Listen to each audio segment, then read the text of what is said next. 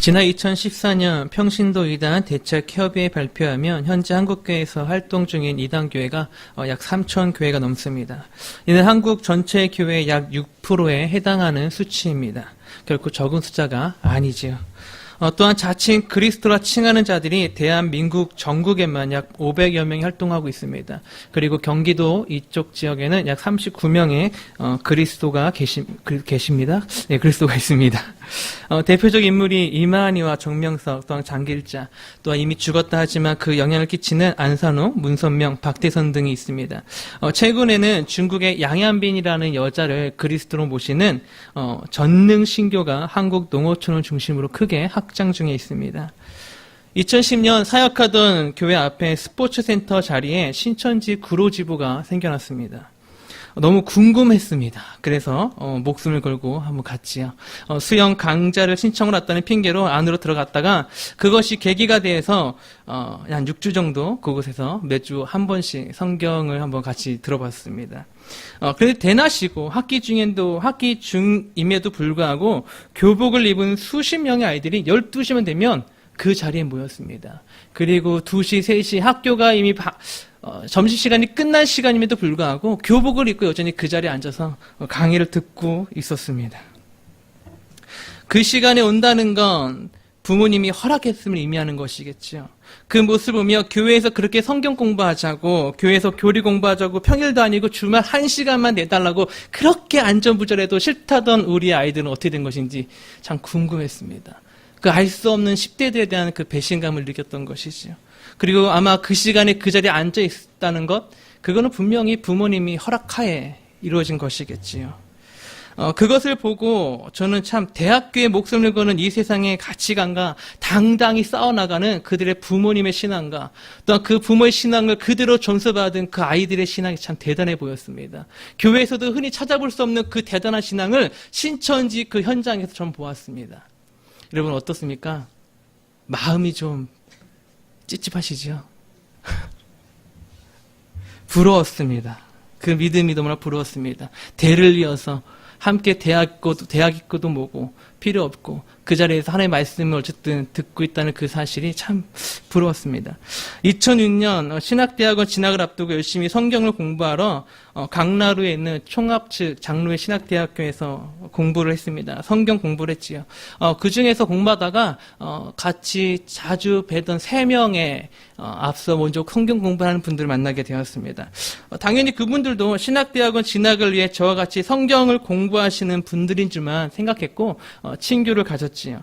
저보다 나이도 많았고 성경 지식도 저보다 많은 것 같아 한두 달을 같이 어울렸습니다. 꼭 제가 이단 같죠? 그러다 하루는 그분 중 한 누님이 보다 좋은 성경 공부 모임이 있다고 하면서 자연스럽게 그 모임에 참석하게 되었습니다. 그리고 약 1달 반 정도 한 주에 2번씩 그들과 함께 시간을 나눴고 전 구약부터 신약까지 하나님의 언약을 중심으로 같이 살펴보았습니다. 근데 확실히 공부하면 공부할수록 학교에서 배웠던 것과 전혀 다른 해석들이 나오기 시작하더라고요. 구원을 위해서는 우리가 하나님 아버지의 이름을 알듯이, 그렇죠? 우리가 성경에서 성부 하나님 아버지의 이름을 알고 있지 않습니까? 성부 하나님의 이름이 무엇입니까? 네? 여호와. 우리가 알지? 여호와. 엘로힘, 여호와, 또 아도나이, 뭐 이런 많은 이름이 있습니다. 또한 성자 하나님의 이름을 우리가 알고 있죠. 성자 하나님의 이름이 무엇입니까? 예수 그리스도시요. 그렇게 성부 하나님의 이름을 알고 성자 하나님의 이름을 알듯이 우리가 성령 하나님의 이름을 알아야지만 구원을 받는다는 교리로 마지막에 가더라고요. 그것도 그것이 요한계시록에 보면 분명히 마지막 때에 그 비밀의 이름을 아는 자들이 구원을 얻는다는 말씀이 있습니다. 그 마지막에 감춰진 이름은 오직 성령 하나님의 이름밖에 감춰지지 않았다는 것이죠. 그 이름이 무엇이냐면 아주 정말 진지하게 저에게 그 이름을 알려주었습니다. 그 이름은 창세기 14장에서 전쟁에서 승리한 아브라함을 맞이했던 멜기세덱이었습니다. 멜기세덱이 성령 하나님의 이름입니까? 성령 하나님의 이름인가요? 그건 누구의 이름이죠? 우리가 히브리서를 통해서 분명히 알고 있죠. 멜기세덱은 예수님의 표상입니다. 예수님의 모형이에요. 근데 그들은 그거를 성령 하나님의 이름으로 말하고 있습니다. 지금도 멜기세덱교는 활동 중에 있습니다.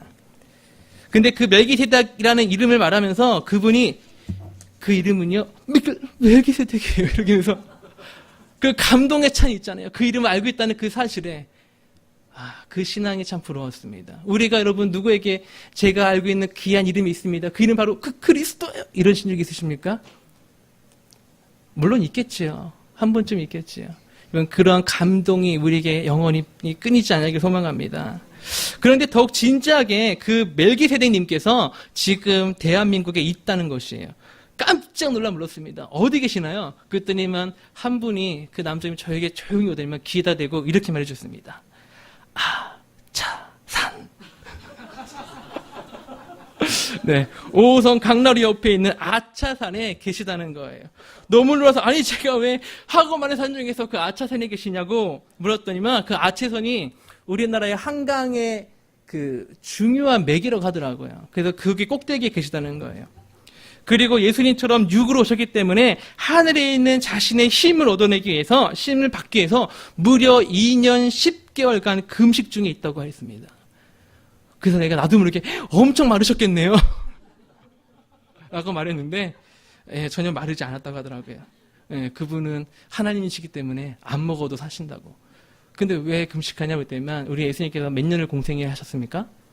3년을 하셨죠. 그러니까 그 사람도 3년 동안 금식을 한 다음에 그걸 받은 거예요. 이제 2개월 후면 하늘의 힘이 그에게 임해서 우리 한국을 변화시킬 거라고 저한테 2007년에 여름에 저한테 그렇게 가르쳐 주었습니다. 그 이후로 소식이 없어요. 여러분, 이처럼 이제 이 세상에는 수많은 거짓 그리스도인들이 활동하고 있습니다. 이는 마태복음 24장 5절에서 말씀하신 마지막 때의 징조 중 하나이지요. 여러분, 징조의 첫 시작은 거짓 그리스도, 거짓 선지자들의 활동입니다.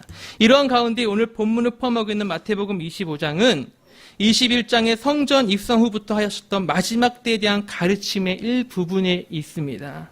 특히 25장은 24장의 마지막 때의 징조들에 대한 가르침 하신 후에 하신 비유로서 종말의 때를 살아가는 우리가 어떻게 준비해야 되는지, 우리가 어떠한 자세로 종말의 때를 맞이해야 되는지를 알려주는 말씀이 바로 25장에 나온 열단양 비유입니다. 열처녀, 달란트, 어린 양과 염소 비유죠. 그중 오늘 본문은 첫 번째 비유로서 너무나 유명한 열처녀 비유에 대한 말씀입니다. 그렇다면 오늘 본문이 우리에게 가르쳐주고자 하시는 건, 우리 주님께서 이 본문을 통해 우리에게 말씀하고자 하시는 것이 무엇입니까? 오늘은 그것에 대해서 잠시 나눠보고자 합니다. 먼저 본문 3절과 4절을 보면 미련한 처녀들과 슬기로운 처녀들 모두가 가진 것이 있다고 합니다. 다 같이 3절 4절 볼까요?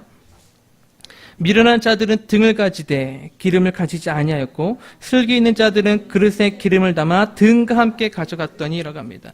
미련한 자들과 슬기로운 자들 분명 구분하고 시작되어 있지만 이들에게 공통적으로 있는 것이 있다고 합니다. 무엇이 있습니까? 등이죠. 등을 가지고 있다고 하셨습니다.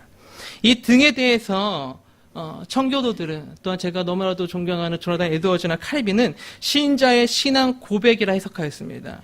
단순한 신앙 고백이 아니라 정확한 신앙 고백을 가졌다라고 말하고 있습니다. 근데 이러한 신앙 고백이 누구에게 있습니까? 미련한 자나 슬기로운 자 모두 이 등을 가졌다고 했습니다. 즉 미련한 자도 그렇고 슬기로운 자도 그렇고 정확한 신앙 고백을 갖고 있다는 것이에요. 왜냐하면 슬기롭든 미련하든 그녀들은 모두 지금 마지막 때에 오실 그 신랑 계신 예수님을 기다리고 있는 신앙이 있다는 것을 오늘 본문에서 말해주고 있기 때문이다. 그렇기 때문에 슬기로움과 미련함을 제쳐놓고 본다면 마지막 때에 다시 주님의 오심을 기다리는 신앙은 반드시 우리가 가져야 됨을 말하고 있는 것이지요. 저는 이 자리에 있는 모든 분들이 성경 위에 서시길 소망합니다. 성경이 주는 바른 신앙 위에 서시길 소망합니다. 왜입니까? 그 신앙이, 그 신앙 고백이 우리로 하여금 다시 오실 주님을 기다리게 한다는 거예요. 내가 미련하든 슬기롭든 그걸 떠나서 일단 이 두 사람이, 이 두 종류의 여인들이 모두 등을 가졌다는 것, 그 여인들 모두 정확한 신앙 고백을 갖고 그 신앙 고백 위에서 그리스도를 기다렸다는 것이지요. 그렇기 때문에 많은 사람들이 그럽니다. 모든 사람들이 교회에 모여 있지만 교회에 있는 모든 자들이 구원받은 자가 아니라고 말하는 것이죠. 실제로 사역을 하다 보면 웬만한 전도사님들보다 더 뛰어난 성경 지식과 신앙 고백을 갖고 계신 분들을 많이 보게 됩니다. 기도할 때도 그 누구보다 열심히 기도하고, 찬양할 때도 누구보다 더 열심히 찬양하고, 그 누구보다 열심히 뜨거운 눈물로 신앙 고백을 하시는 분들을 보게 됩니다. 예전 사역지에도 그러한 분이 계셨어요. 그런데 어느 날 그분이 갑자기 사라지셨습니다. 알고 보니까 교회에 오셔서, 교회가 규모가 컸어요. 한 3,000명 정도 되는 교회입니다. 그러다 보니까 이곳저곳 개를 만드셨더라고요. 예. 여러분, 개를 조심하십시오. 개를 만드셨어요. 강아지가 아니고요. 개를 만드셨어요. 그리고 개 모임으로 주가 되셔서 돈을 모으신 거예요. 근데 가는 곳마다 비밀로 하자고. 그렇게 몇 개를 만들었습니다. 그리고 또한 몇몇 분들에게 사업하자면서 돈을 같이 모으고. 그리고 대략 그때 당시 담임 목사님께 들은 액수가 잘 기억은 나지 않는데 대략 3억이 조금 안 되는 걸로 기억합니다. 그 돈을 갖고 어떻게 했어요? 가셨죠. 네. 그렇게 선하게 웃으시고 저를 볼 때마다 우리 전도사님, 우리 강도사님, 너무 좋아요 라고 말씀하시고 용기를 주셨던 분인데, 정말 뜨겁게 기도하시고 힘을 주셨던 분인데, 알고 보니까 전국의 대형교회를 돌아다니면서 그렇게 돈을 뜯어먹고 계시더라고요. 무엇입니까? 아름다운 신앙 고백이 있습니다. 그분도 예수님이 그리스도로 믿는다고 고백하였습니다. 그분도 다시 오실 주님을 기다린다 하였습니다. 하지만 그분의 고백은 지식이었습니다. 그분의 고백은 지식이었어요.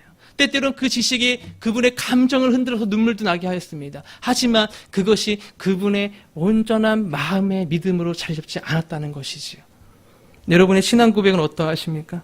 여러분의 신앙 고백은 정말 진정한 마음에서 나오는 고백입니까? 아니면 아주 오래전부터 교회에 있었기 때문에 얻어든 지식에 의한 것입니까?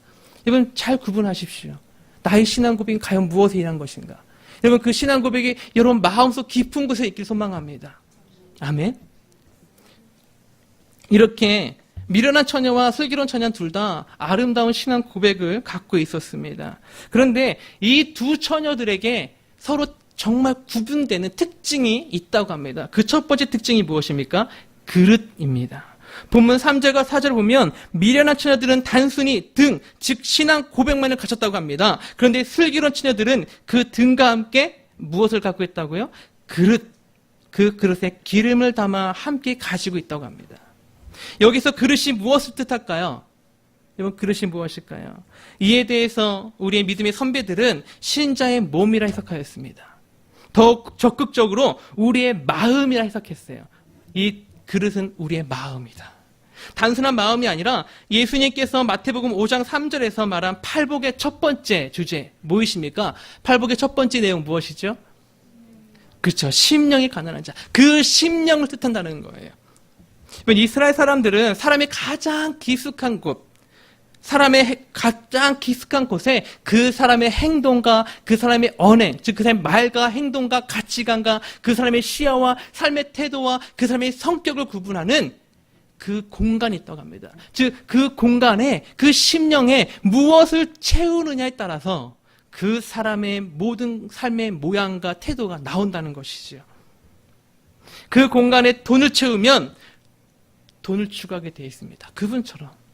그 공간에 명예를 채우면 교회 내에서도 장로가 되지 못해서, 건사가 되지 못해서, 집사란 직분을 얻지 못해서 분란을 일으키게 됩니다. 그곳에 권력을 채우게 되면 교회 안에서 서로가 더 잘났다고, 서로가 더 힘이 세다고 팔을 만들게 되어 있습니다. 여러분 안에 무엇을 채우셨습니까? 우리 준호는 안에 무엇을 채웠니? 우리 별이는 제 생각에 그 공간에 요즘 분홍색 미니 특공대가 꽉 차 있는 것 같습니다. 그리고 킨더 조이 초콜릿? 달걀 모양의 초콜릿이죠. 잘하시네요, 최영훈 지사님. 그러니까요.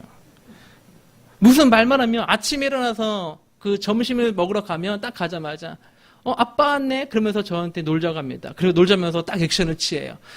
나는 분홍색 미니 특공대, 아빠는 검은색 박지맨!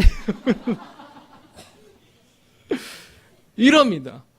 그리고 저녁에 잘 때까지 그 놀이를 계속해요.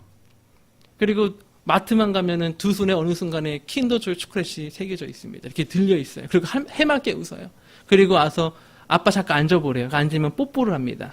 아빠 뽀뽀값 이렇게 하는 거죠. 똑똑하지요? 여러분, 저와 여러분의 심령에 하나님의 말씀이 채워지길 소망합니다.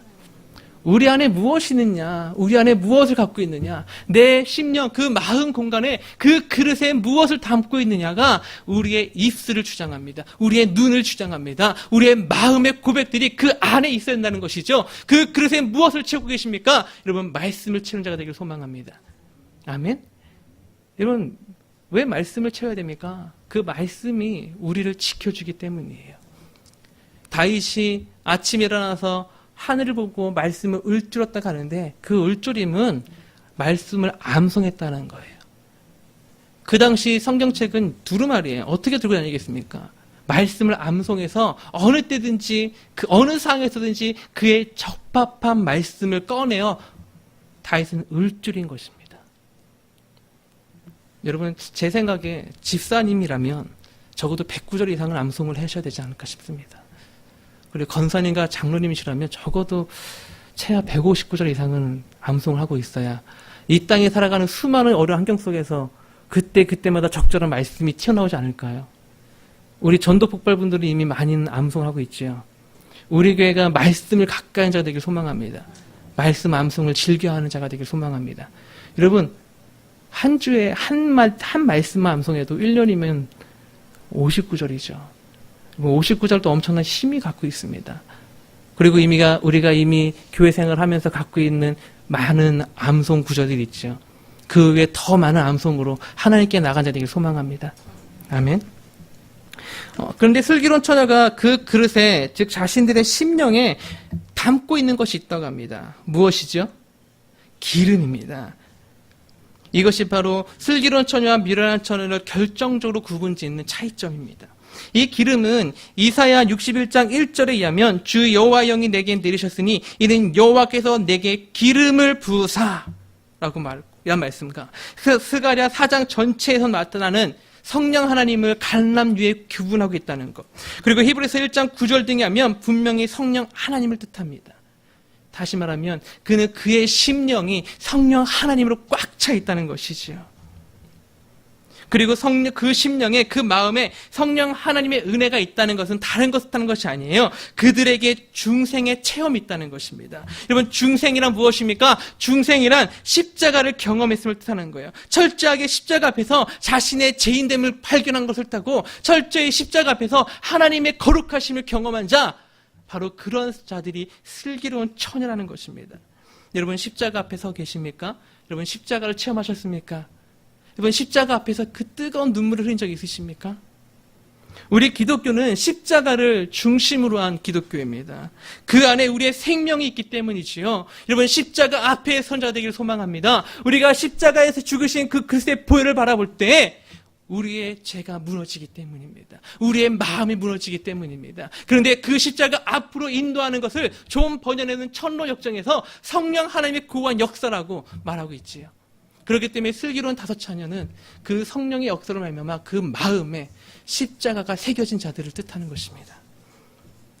그렇기 때문에 바울이 고린도전서 2장 2절에서 말하지요. 내가 너희 중에서 예수 그리스도와 그가 십자가에 못 박히신 것 외에는 아무것도 알지 않기로 작정하였다고 선언하는 것입니다. 여러분, 십자가의 은혜가 우리 안에 충만하기를 소망합니다. 우리의 심령에 성령께서 십자가를 세워주시길 소망합니다.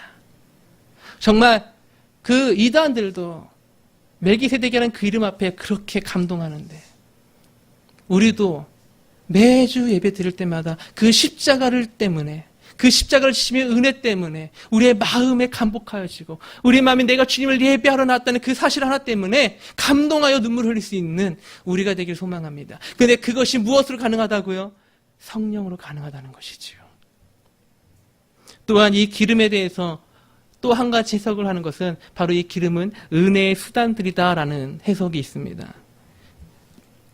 다시 말하면 이 기름은 우리로 하여금 구원의 은혜를 지속시켜주는 그런 은혜의 수단들이라는 것이죠. 은혜의 수단들이 뭐가 있습니까? 예배가 있습니다. 우리가 이 시간 예배를 드리는 말미암아 서로 말씀 말미암아 우리 마음에 뜨거움이 일어나게 되죠. 우리 안에 은혜가 있지요. 또한 말씀 묵상, 말씀 암송이 있습니다. 말씀을 붙잡는 기도가 있습니다. 또한 성례와 봉사와 성도 간의 교제가 있습니다. 그 모든 것은 하나님께서 그의 백성들에게 은혜의 수단으로 준 겁니다.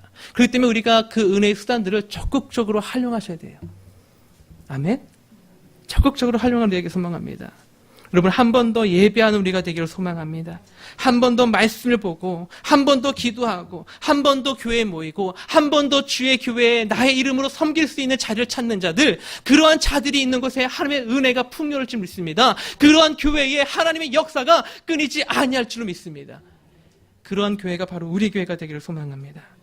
그럼 말씀을 마치고자 합니다. 아무리 성령에 의한 십자가 체험이 있다 하더라도 5절에 보니까 신랑이 더디움으로 다 졸며 잔다고 하였습니다. 슬기로운 처녀나 미련한 처녀나 신랑이 더디우니까 다 잠들었다고 합니다. 하지만 주님을 기다리는 그 기다림에 지쳐 잠에 들었을지라도 슬기로운 다섯 처녀는 구원함을 받았습니다.